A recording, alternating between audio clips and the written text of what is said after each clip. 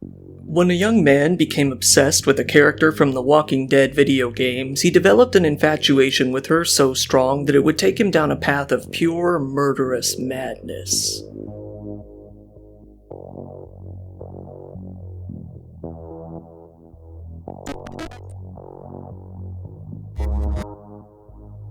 Every once in a while on this channel, we'll get someone who's obsessed with a game or obsessed with a person, but it isn't all too often that we get someone who's obsessed with a person from a game quite to this extent. So let's start off by taking a brief look into the family at play here. This is the story of the Prosper family, a family living in Luton in the UK, a family consisting of a father, a mother, and their 4 kids. The whole family seemed normal, if not something akin to a wholesome TV family. All of them were regular congregants at their local church and excelled at what they did in life. Juliana, 48 years old, has been described by those close to her as being a strong, loving mother to her 4 children. When she wasn't working her job at a local Sainsbury in Luton, she was an athlete and a volunteer. She'd spend weekends raising money for various charities, always thinking about ways to put other people first. One of her sons was named Kyle. Kyle was a 16-year-old boy who attended a local Catholic school, Cardinal Newman Catholic School to be specific, in the family's neighborhood. He was fairly active in football and boxing, but he was also the creative type. He had a TikTok account where he was starting to make a buzz, with it having been said that he had a lot of potential in the area. More than anything though, he just liked to hang out with his friends like any other boy. The only daughter in the family was 13-year-old Giselle Prosper. She was described as a lovable kid with a smile that would infect anyone around her. She was doing very well at Lee Manor High School, excelling in all of her courses in 9th grade. She really treasured her family, especially her older brothers. One of these older brothers, though, 18-year-old Nicholas, didn't quite fit in with the rest of the family. He was different, quiet, a bit standoffish, and extremely opinionated. He was said to have been mentally ill, with those close to the family hearing that they had been trying to get him some help for quite some time to no avail. While it isn't known what kind of help he received, it's abundantly clear that it was not enough. When looking into Nicholas's online presence, it's very easy to get a glimpse of his true colors. Nicholas, over the years, has been banned from various different online communities, but that didn't stop him from making new alternate accounts. For a time, he was fairly active on Reddit. One of the subreddits that he particularly enjoyed was called r/WatchPeopleDie, which is pretty self-explanatory from the title alone. This sub was very similar to all of the old-school shock websites out there, showing video clips of real-world violence, executions, accidents, disasters, and even people ending their own lives, hosting anything from videos of car crashes to live feeds of acts of terror. The description for Watch People Die read as follows. Welcome to Watch People Die. This is a community for documenting and observing the disturbing reality of death. This is not intended to be a shock or gore subreddit. Please follow a few basic guidelines. This community is intended to observe and contemplate the very real reality of death. We are attempting to provide a service by showcasing this content. We value the first responder, military, coroner, and mortician community that participates here. Be careful and be safe. While Watch People Die was fairly prominent in some corners of Reddit for a while, it was during the aftermath of the Christchurch Mosque Massacre that the subreddit really came to be frowned upon.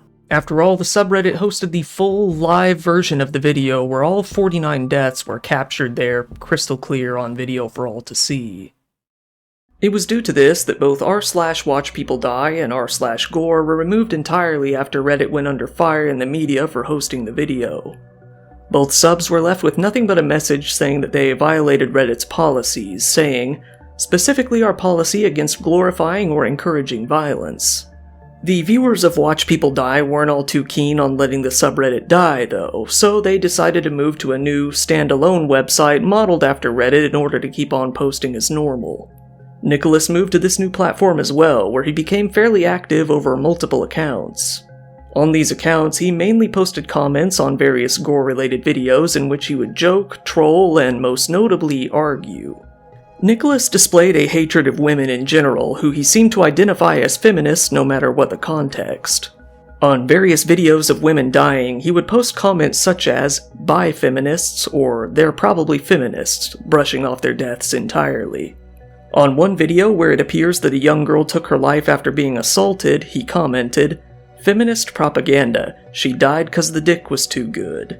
Something that garnered him a lot of downvotes even on a dark platform like this. It seemed at the time that, if anything, Nicholas was more interested in men. In a thread about the manifesto of the Tennessee shooter, in which the killer was notably transgender, Nicholas commented that reading the manifesto made him rethink his views on trans people and wish that he was a, quote, "darling femboy." While that comment may seem bizarre but harmless enough, his other comments where he showed his sexuality were anything but that. On a thread asking about the most painless way people could end their lives, he commented that having gay relations with him would be the best method. On an image of Matthew Crooks, the attempted shooter of Donald Trump, he simply commented, "I think he's cute." More disgustingly, on another thread about a survivor of the Parkland shooting, Nicholas simply commented that he wanted to put his mouth on the nipples of the guy, getting him even more downvotes than the last heavily criticized comment. Then, on a video where a man ended his and his child's life on livestream, Nicholas commented that the video made him hard in a very excited manner. Even more disturbingly, he took his interest to videos of younger boys. On one video where a boy jumped to his death from a building, Nicholas commented on the thud sound it made, writing, 90% of the impact sound was his cheeks clapping. On another in which another boy lost his life, he commented, "Why did no one start jiggling his butt after?" This brings us to what was arguably Nicholas's biggest problem, his unhealthy interest in children.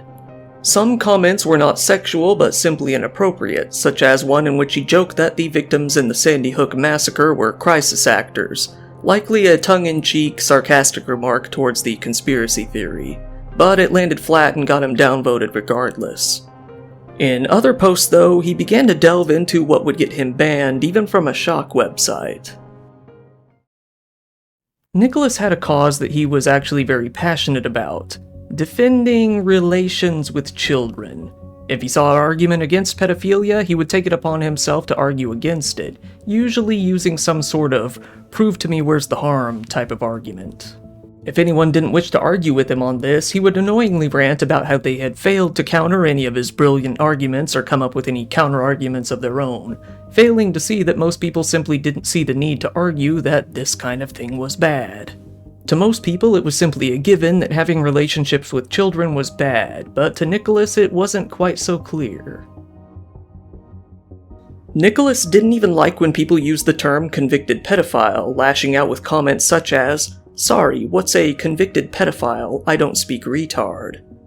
On another thread mocking a similar type of criminal, Nicholas began to argue about the age of consent, saying, "What if she's 17? Where do you draw the magical arbitrary line?" In others, he argued that statutory charges should not be referred to as rape. Finally, Nicholas decided to go on a long, rambling rant about why he feels that having relations with children isn't bad. When arguing, he would often attempt to write his posts like an academic paper, citing sources and demanding that his opponents do as well. One of these rants was finally the last straw for Nicholas's account. This was when he wrote this big fat bowl of word salad. To avoid inevitable rhetoric and misinterpretation surrounding the legal terms of consent and rape, I'm going to use involuntary and voluntary sex instead. I don't support involuntary sex with children. I do, however, see no issue with voluntary child-adult sex, stemming from empirical findings. And then he cites a source. Studies purporting harmful long-term effects and pervasiveness due to child-adult sex often use clinical sampling which don't represent the general population of children legally sexually abused. Off the top of my head, clinical samples are vast majority females and only consist of cases considered serious enough to report, in contrary to the GP, where a large quantity of instances go unreported due to lack of perceived seriousness. There's another source. In addition, these studies count for no confounding variables. What's interesting is when the definition of CSA was made over-inclusive. For college samples, the way of these clinical studies, upon controlling for compounds, family environment, retrospective perception of willingness, the effect size became almost non-existent, with little remaining values being attributed to unaccounted for variables. Source: with the idea of informed consent as necessary prerequisite to avoid harm being utterly unfounded, again supported by the Kinsley reports where the retrospective recall rates of positive, neutral, and negative experiences being almost synonymous for child-adult and adult-adult sex.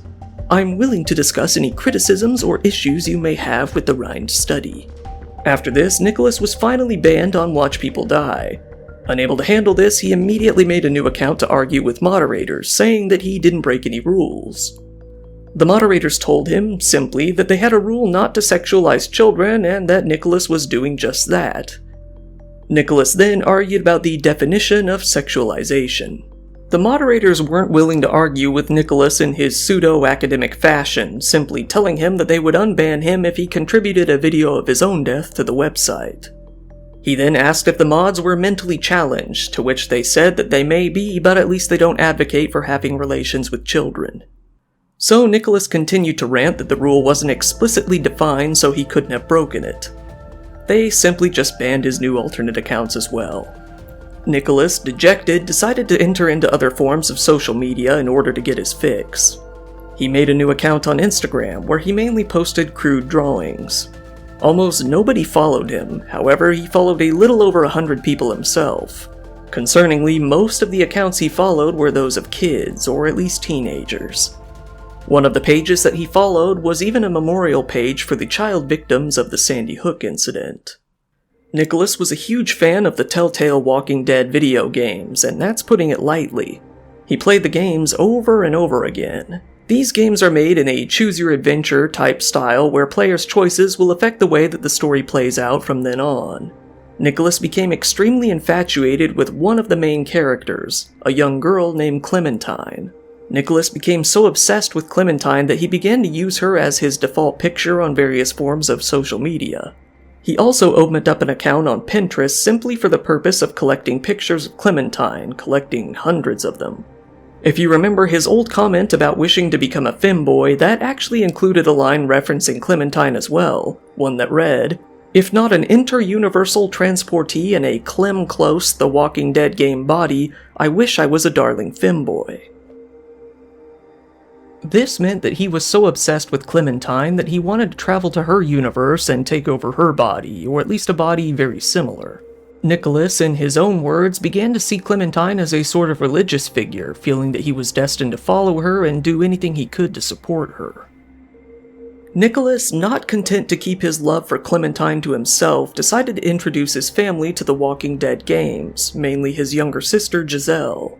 However, he was appalled with the choices that she decided to make in the game. In the story, there are 2 points in which the viewer is able to choose whether or not to kill human characters in front of Clementine.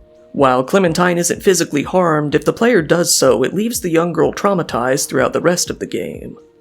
Giselle apparently chose to make those decisions while playing the game, something that greatly angered Nicholas. He never quite got over this, seething in animosity towards his sister, and gradually to his entire family from that point onward. One of the new forms of social media that Nicholas decided to try out was none other than YouTube. His account has since been deleted, and while the text remains here and there, the videos have been mostly lost. Creepily enough, when I tried to watch his videos on the archive, I kept getting nothing but this grudge-esque video no matter what video I clicked. Weird glitch. Luckily, while a lot of videos are gone, they were viewed and described by both DusterFan and No Sheet Facts on YouTube, who documented their contents. Special shout out to them.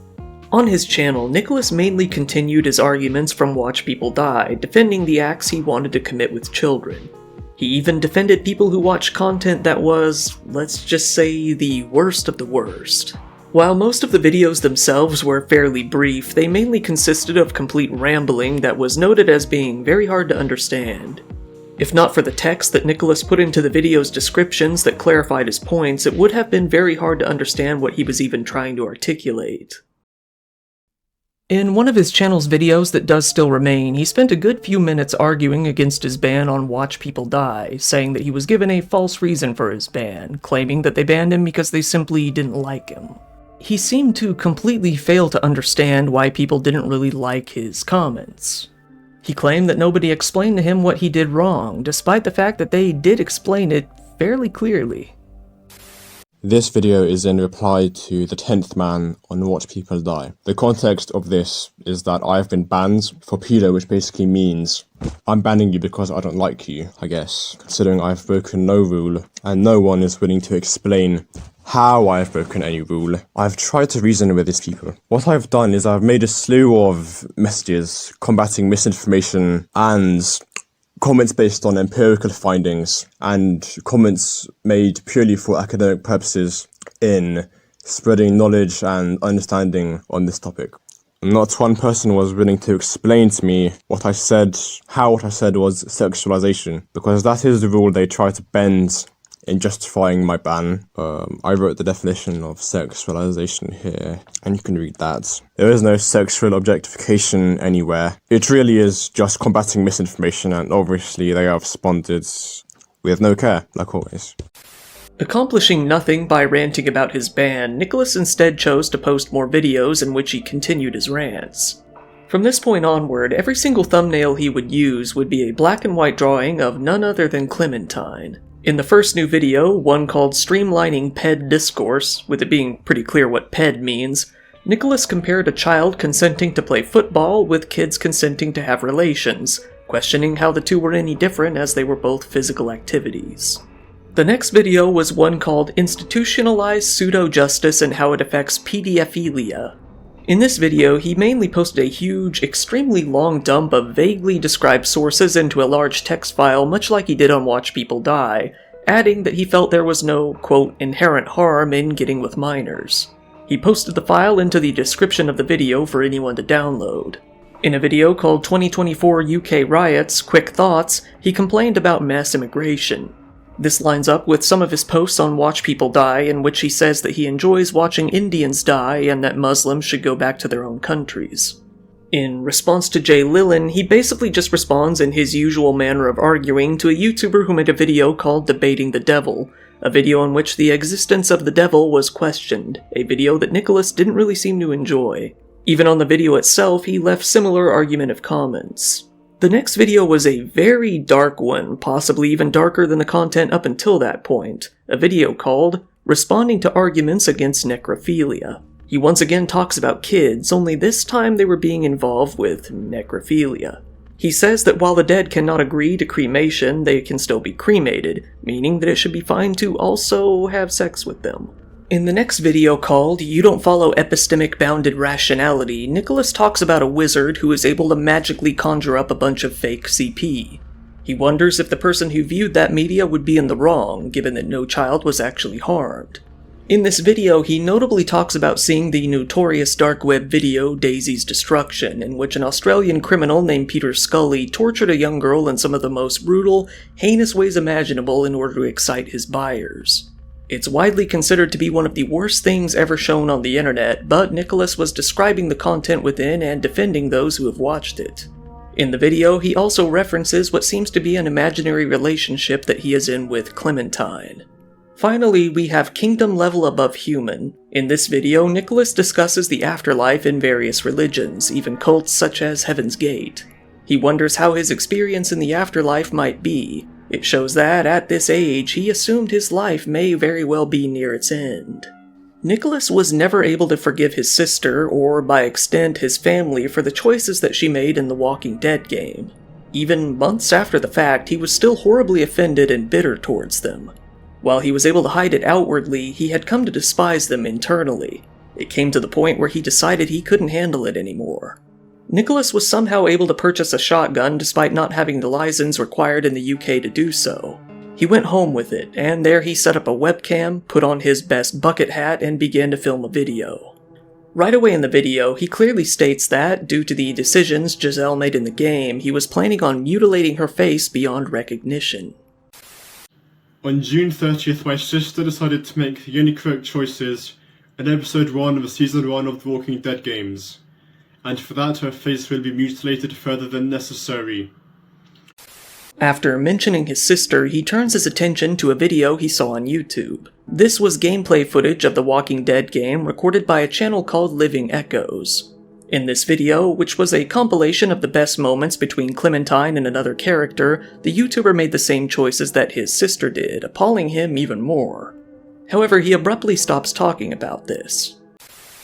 I also recall a video by Living Echoes on YouTube, Best of Lee and Clementine Definitive Edition. It was a compilation, and he decided to kill Larry in front of Clementine, and then I later learned he decided to kill the St. John's in front of Clementine. Nicholas had actually already posted angry comments on Living Echo's video about how he felt about the choices he made. Finally, Nicholas went into his religious views involving Clementine, saying that he is her chosen one and compares her to Jesus Christ. I am the chosen one, chosen by Clementine. I am guided, as Christians are guided by Jesus Christ. And there will be no more killings of Larrys in front of Clementine, no more killings of St. John's in front of Clementine. And overall, Clementine's content will be preserved, maximized. That's the message I want to give out. Nicholas then logged on to Pinterest and uploaded a few more pictures to his Clementine folder one last time. September 13th, 2024. Nicholas pulled out his shotgun and approached his family at around 5:30 in the morning. After a confrontation, he shot his mother, Juliana, his sister, Giselle, and his brother, Kyle, killing all three of them. It seems that his father either didn't live with them or wasn't home, as well as his youngest brother. Getting some items for protection, he picked up a few knives from the kitchen. Nicholas then fled the scene on foot. It isn't really clear if he knew where he would go, but he took off running regardless. While several neighbors heard the gunshots, they weren't really accustomed to violence in their area. The majority of them figured that the noises were that of a car backfiring. Some neighbors, though, did call the police to come check things out just in case. Shortly after the calls were made at around 5:30, the police made their way out to the home. Upon entering, they found that 3 people had been murdered. During a search of the area, they were able to find Nicholas's shotgun abandoned. Police began to fly drones around the scene and over a huge section of river nearby after finding the weapon. Now on the run, Nicholas uploaded his final video to Mega. He then posted the link to the video on his personal Facebook at 6:22 a.m. As news came out about what had happened, the neighbors of the family reacted in shock. One neighbor, a nurse who had lived there for 22 years, said, "Everyone gets on here, but there is an undercurrent of bad behavior. I'm shocked. To hear somebody had a gun, never. I walk here late at night and never had a problem, never felt unsafe." Nicholas was finally caught by the police as he ran down Birmingham Road. He was arrested there on the sidewalk as onlookers recorded. To start off, he was charged with possession of a bladed article, the kitchen knives he grabbed, in a public place so that the police could at least keep him under their thumb for a while as they investigated. It became abundantly clear that Nicholas was the murderer. Shortly after, he was hit with additional charges of purchasing or acquiring a shotgun without holding a certificate, and, 1 day later, possession of a shotgun. It came time for Nicholas to briefly show in court for the first time. At the hearing, the gallery was mainly filled with various members of the remaining Prosper family. He appeared, shackled, with a gray jumpsuit. It was then that his father, Ray Prosper, sobbing, yelled out to him from the stands, "I still love you, son. It's not your fault, okay?"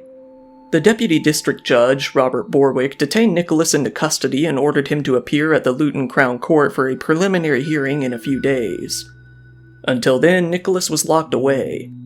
The judge said, "I have no power to consider bail, so you are remanded in custody until that day." While waiting for Nicholas's hearing, those who knew the family were left to reflect on what had happened. They established a memorial for the family outside of the apartment building where they were murdered.